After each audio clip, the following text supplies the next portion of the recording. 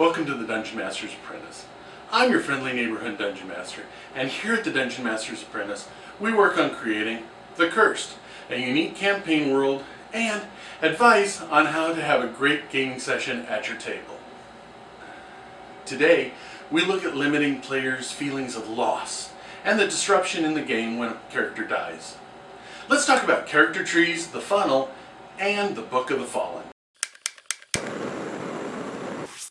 In a typical Dungeons & Dragons game, some players get attached to their characters. Sometimes to the point where if one character dies, the campaign is over for everyone because they no longer want to play. This can especially be true when the player's character has reached a fairly high level. Now, this feeling of attachment is understandable, but it also puts a lot of pressure on the Dungeon Master. Does he dial down the danger of the encounters as to not endanger the lives of the PCs? Does he make resurrection spells abundant, or just fudge the die rolls when it would kill a character? Now, some DMs do play this way, but many find that if the players don't believe that the characters are any risk, the enjoyment of the game is greatly diminished. So, if a chance death is a real possibility, then sooner or later a PC will truly experiencing a lasting permanent death. When it happens, the game grinds to a halt as the player pulls out a rulebook and starts rolling up a new character. Does this new PC start at first level? What equipment does the PC have? How do you as the DM introduce the new character into the adventure, etc.? If you're lucky, only a half hour has passed before you can restart the adventure. While that is happening, the other players, they're just plain bored. I have found three main ways to lessen the impact to the player and the gaming session when a PC dies. First, let's talk about the funnel. The game Dungeon Crawl Classics is an OSR fantasy RPG that introduced the concept of the funnel for character creation. Prior to the first game session, each player rolls up 2 to 4 zero-level characters using the strict 3d6 in order method. Roll 1d4 hit points, roll a random number of copper pieces, a random occupation, and the character gets a minor weapon based on that occupation. Then, at the first gaming session, all the characters are ran through a type of adventure called a funnel that is very casualty heavy. Once the adventure is over, each player has at least one of his characters left. The theory is that if the character creation was quick, the player didn't have much emotional attachment to them. And thus, the player will not have as much of a problem when they start dying like flies. In the end, the PCs that remain are changed by their experience and cannot go home again.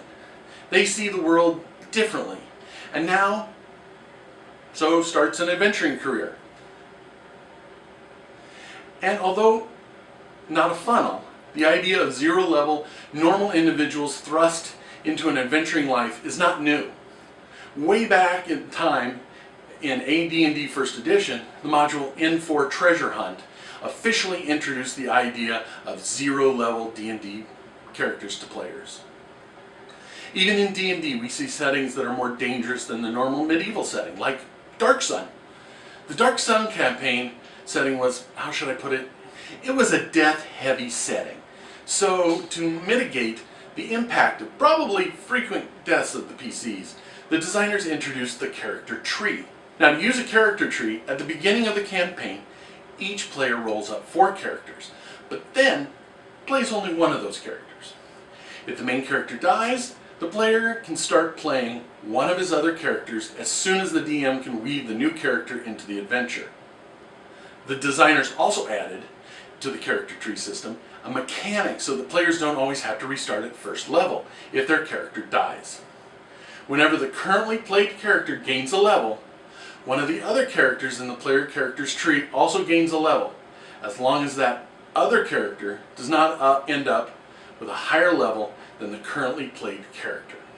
And every time the party reaches civilization, the players have the choice to start playing one of their other PCs. Last but not least is the Book of the Fallen. When a beloved character dies, the player is understandably upset. You worked hard to get that character where it was in the campaign. So have a separate binder to hold all of the dead PC's character sheets from the campaign. This way, you honor the achievements of this PC and show the player that you don't consider the PC as expendable. In effect, you're performing a funeral ceremony, and just like the real world, it serves a purpose: to grieve and mark a point where the living can continue on. In my new campaign, I'll be using all three of these systems, but with a few modifications to the funnel. Remember, my characters are all apprentices to adventurers already. In the first gaming session, my players will roll up their 4 characters using the 4d6 drop the lowest method. Roll 1d4 plus 2 for hit points and start with a minus 500 XP, and since they are apprentices, they will have most of the skills of their chosen professions. If more than one PC survives the introductory funnel adventure, the players will choose their main character and the rest will be added to their character tree. If there are any extra NPC apprentices that survived, they can be used to fill out the players' character trees, or can be used as future NPCs. Who knows what that horrific experience did to these people, to their psyche? Did they turn evil, retire from adventuring completely, or just become long-term allies and friends to the PCs? I hope you enjoyed my take on how to handle character deaths in your games. If you did, please hit the like button, and of course, any suggestions you have would be appreciated, so don't forget to leave a comment. I hope you come back for the next installments, where we continue fleshing out my campaign world and discuss other dungeon mastery related topics. And if you're enjoying this adventure with me, then please consider subscribing to this channel. If you do, don't forget to click the bell icon to get notified every time new content is posted. Until then, adventure on!